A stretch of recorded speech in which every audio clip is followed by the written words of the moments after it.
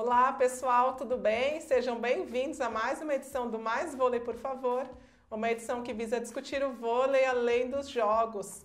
Antes da gente começar a falar sobre o Campeonato Mundial Sub-19, a gente queria agradecer, eu e Cacá queríamos agradecer a todos vocês que participaram da nossa pesquisa na edição passada do programa. Obrigada mesmo. A gente está avaliando, né, Cacá, para trazer as ideias que vocês deram. Então, falando sobre o Campeonato Mundial Sub-19, que resultado, Cacá? Nono lugar, né?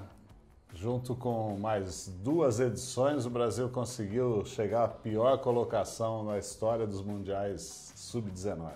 O Brasil que começou a edição lá da Tunísia perdendo para Cuba, 3-2, mas também num tie-break super apertado.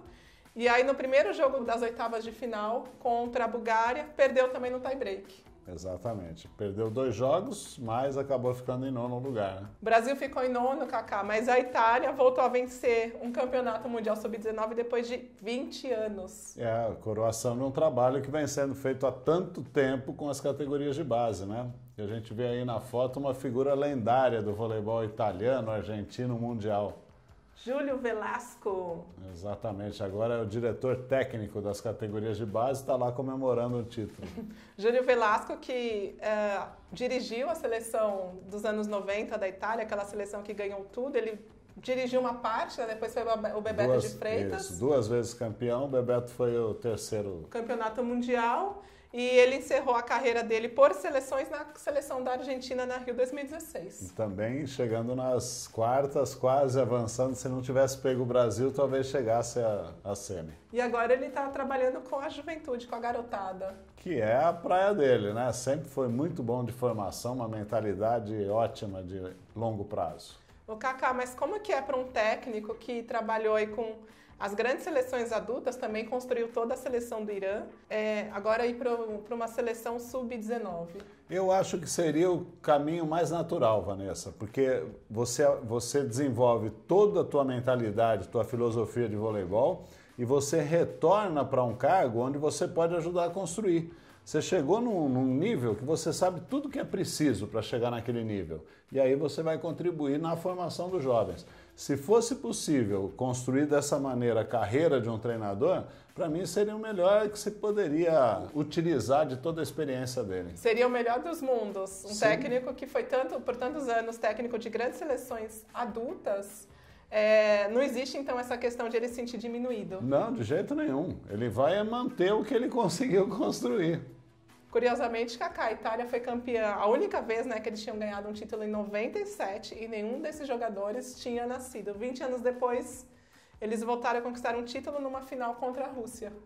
Num jogo muito equilibrado, né? A Rússia também com um super time, daqui a pouco a gente vai falar disso, porque a gente fala assim, a Rússia perdeu o título. Não, a Rússia não perdeu o título. A Rússia foi para esse Mundial, conquistou o vice-campeonato com um time com média de altura 2,1 metros. Ou seja, vai para um campeonato sub-19 pensando na formação, sabendo que a geração que for para lá é para ser preparada para quando chegar no adulto, né? Diferente de muitas seleções que não vão com essa visão. Tanto que a gente vê a Índia ganhando às vezes o campeonato mundial, a gente vê o Irã tendo grandes resultados, mas não tendo os mesmos bons resultados no time adulto. Mas aí tem outra história, viu, Então vamos conversar daqui a pouco, Cacá. Porque não, essas seleções de Índia e Irã, tem gente que vai já com o filho no colo, né? Barbado. Então tem um atraso aí, um delay do registro que ajuda esses países a conquistar algumas colocações. É o famoso gato. Cacá, agora falando sério, nono lugar, o que representa isso para o vôlei brasileiro? Então, a gente sempre fala, né, que as categorias de base, as competições mundiais, são etapas de uma formação de longo prazo. Elas têm que se prestar a isso.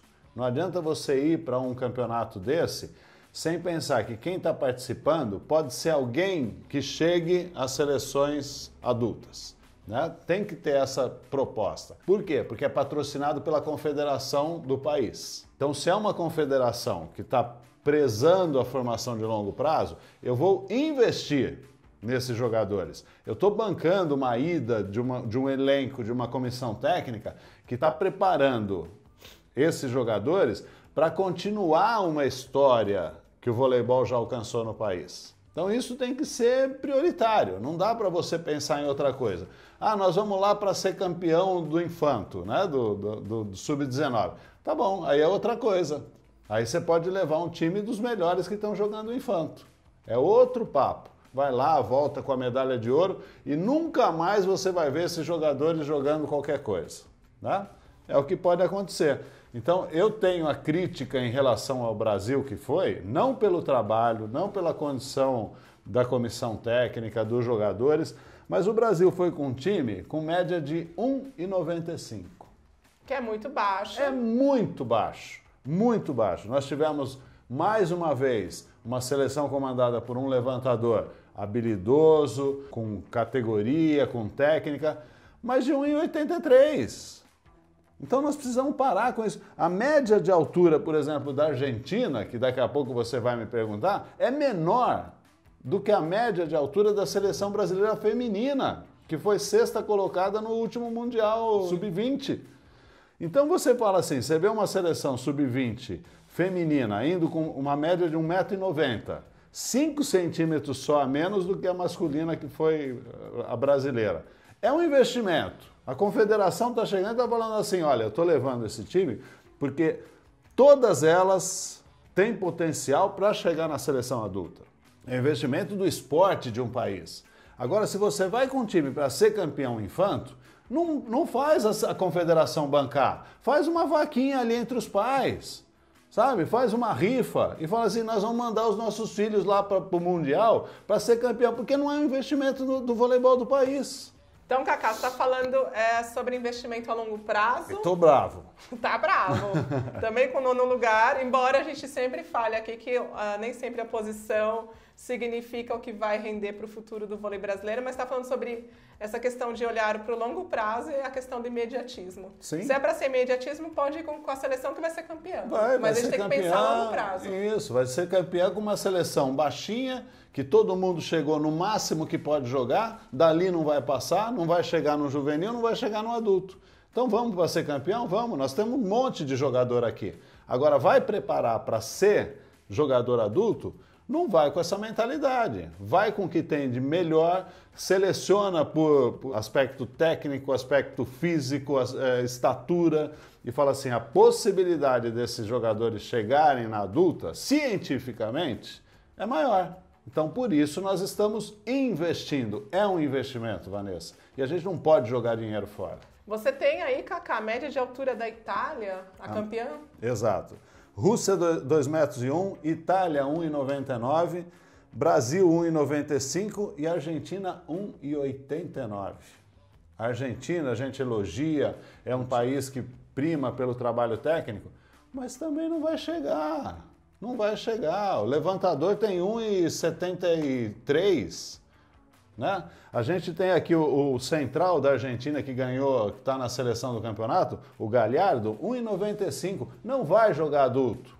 1,95 m você não joga. Ou você é ponteiro. Ele pode muito jogar, bom, mas vai jogar na Liga Argentina, não vai jogar em seleção. Sim. Aí não é um investimento da federação do país. Você concorda comigo? É um investimento que tem que ser. Exato. Poxa, a confederação ela representa o voleibol, a modalidade.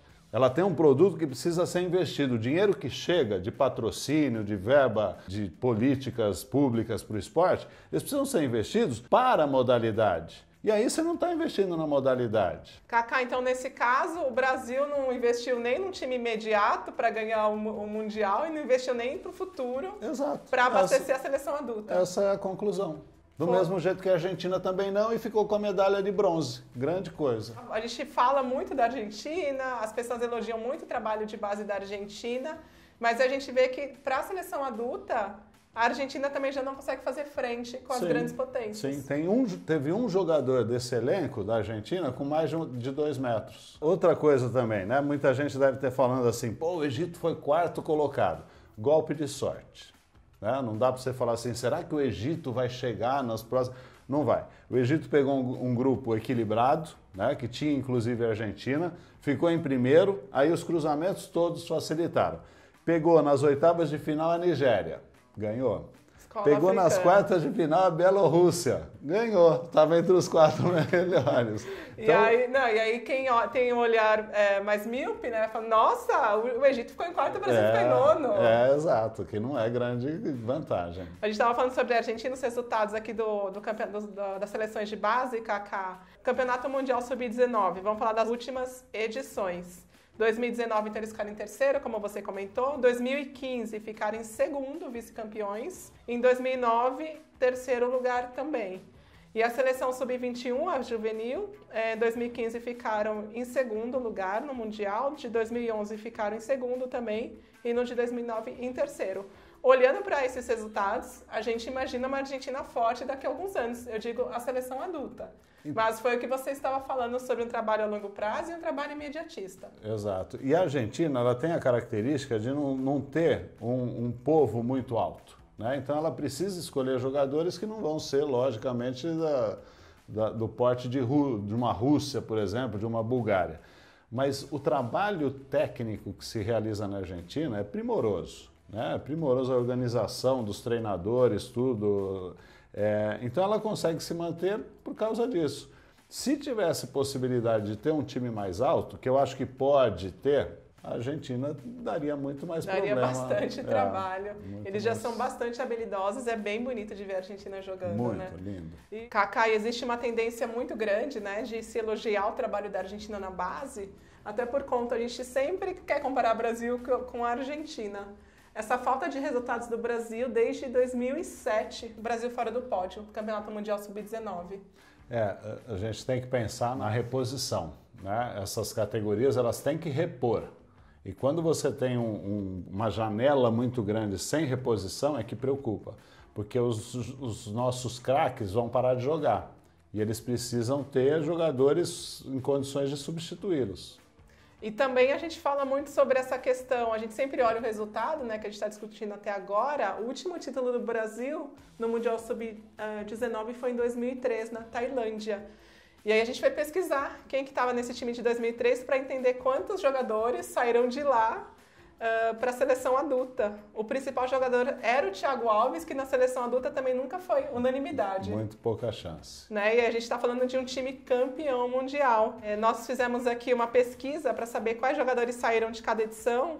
E, curiosamente, em 2011, uma campanha de 9º lugar também, a gente teve Alan, que está hoje na seleção, Thiaguinho, que jogou o PAN, Rogerinho também jogou o PAN, e Flávio. Que hoje está na principal. Exatamente. E na seleção de 2013, uma seleção mais recente, 5º lugar no Mundial, saíram Douglas, Rogerinho e Fernando Cachopa. É engraçado. Saíram até mais jogadores de campanhas piores do que do Campeonato Mundial. Como você vê que não tem muito a ver, principalmente essa categoria, né, que é a infanto-juvenil, que é a sub-19 e sub-18 no feminino. É uma categoria que acontece um número de evasão muito grande, Vanessa. E é isso que a gente precisa se preocupar hoje em dia no Brasil. Por que eles estão abandonando, né? Por que normalmente esses atletas deixam de participar? Porque tem outros interesses, né? Vão estudar fora, vão cuidar da faculdade, mas nós não podemos ter tanta gente abandonando. A gente tem que ter um grupo maior sendo mantido para ser absorvido pelas categorias adultas. E é também interessante porque não tem estudo que consegue explicar esse negócio das gerações. Não existe uma ciência, uma lógica. Não existe. Porque de repente você vê uma geração, você fala assim, meu, como é que apareceu tanta gente, né? E aí essa geração se mantém durante 10, 12 anos à frente das seleções. E aí surge um hiato que você não consegue explicar. Ninguém. Você fala assim, nossa, a geração é muito fraca. Não dá para entender como é que isso acontece. E a gente não sabe quantas gerações são perdidas por conta de uma grande geração. Exato, né, quantos deixaram de ter oportunidade. Na edição de 2009, que o Brasil também ficou em 9º, saiu o Lucarelli. Valeu a pena aquela edição. Saiu o Lucarelli. Você estava comentando sobre evasão. O próprio Fernando Cachopa, ele chegou a pensar em abandonar o vôlei. Ele já estava estudando para o vestibular, só que aí surgiu uma oportunidade em um time e ele resolveu seguir carreira. Então, precisamos cuidar, precisamos saber por que essa evasão se dá. Tem explicações, se a gente for ver, os clubes não dão tanto espaço, a gente precisa ter clubes com mais condições financeiras para ser atrativo também para o jogador se manter no vôlei profissional. Porque nós temos 4, 3, né? Nas boas temporadas 5 que mantém um investimento um pouco maior. E quando isso não acontece, o atleta tem que cuidar da vida, né, Vanessa? Tem que pagar as contas, tem que pensar no futuro. E a gente pensa, Cacá, que um atleta com 19 anos que já chegou a uma seleção brasileira, que está disputando o Mundial, vai continuar, vai seguir a sua trajetória no vôlei, mas não, às vezes eles vão mesmo para outras oportunidades. E é um processo de seleção que a gente não pode ir contra também, né, Vanessa? O funil, ele acontece nessa etapa mesmo, ele só não pode ser tão estreito, ele não pode ser capilar. E é o que a gente está vivendo atualmente. Esse funil, ele está ficando tão estreito que passa 1, 2... O Cacá, então, pior do que esse 9º lugar que a gente comentou na edição da Tunísia, foi a questão que o Brasil levou uma geração baixa. Não aproveitou o momento de desenvolver jogadores para o futuro. Sim, e essa média de altura que eu falei, de 1,95, ela sobe quando a gente considera os centrais, que os centrais eram bem mais altos. Se a gente tirar os centrais, vai lá para baixo. Se fosse então uma geração mais alta, você não estaria tão preocupado com esse 9º lugar? Não, porque a gente pode ter a expectativa de que alguns deles venham a evoluir, a crescer, a ser mais bem aproveitados. E não tem como um jogador de estatura mais baixa hoje poder ter perspectiva de fazer parte de uma seleção brasileira que quer se manter entre os melhores. Ô Cacá, e para fechar aqui a nossa discussão sobre trabalho de base, dá para ficar aqui falando 4 horas, chamar outros grandes especialistas. Eu queria saber o quanto o dinheiro interfere num trabalho de base, porque a gente vê a Confederação Brasileira falar tanto que perdeu investimento nesses últimos 10 anos, que as seleções já não conseguem fazer intercâmbio com a Europa, mas a gente vê também, embora você já tenha explicado aqui que o trabalho da Argentina é mais imediatista, a gente vê a Argentina com uma economia muito pior que a do Brasil, conseguindo fazer bons trabalhos. Sim, é um problema que eu tenho abordado bastante, tenho tentado tomar a frente em algumas discussões. O dinheiro existe para a confederação. Então, enquanto a confederação teve dinheiro, o Brasil teve um trabalho de formação bom. E eu sempre falava, o voleibol do Brasil é bom, mas no Brasil não é.